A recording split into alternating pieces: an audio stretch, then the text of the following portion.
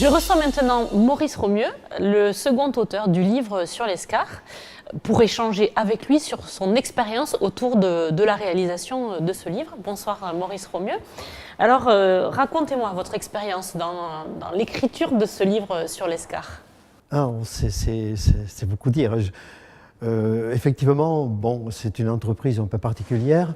D'abord parce qu'on a été deux auteurs sur le projet, et en même temps parce que la matière est abondante, que finalement il a fallu à un moment donné faire des choix draconiens pour ne garder que des éléments particulièrement significatifs de l'histoire de l'Escar, et en même temps introduire quand même quelques aspects, disons, un peu plus anecdotiques de cette histoire de l'Escar.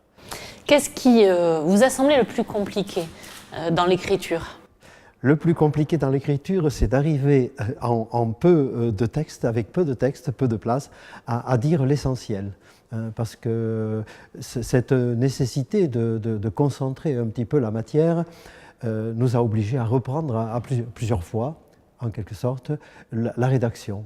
Mais après tout, c'est une expérience intéressante parce que ça permet finalement de ne garder que l'essentiel.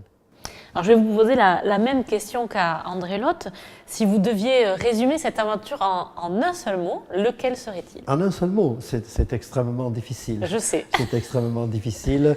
En un seul mot, bon, c'est la passion. Je pense que finalement, au départ, il n'y avait peut-être pas, disons, un enthousiasme particulier, mais une fois que nous sommes entrés dans le vif du sujet, je pense que finalement, je me suis passionné pour ce projet, et j'espère que ça a contribué positivement à, comment dirais-je, à présenter effectivement un livre qui soit intéressant pour, on va dire, différents types de publics. Très bien, eh bien, merci beaucoup.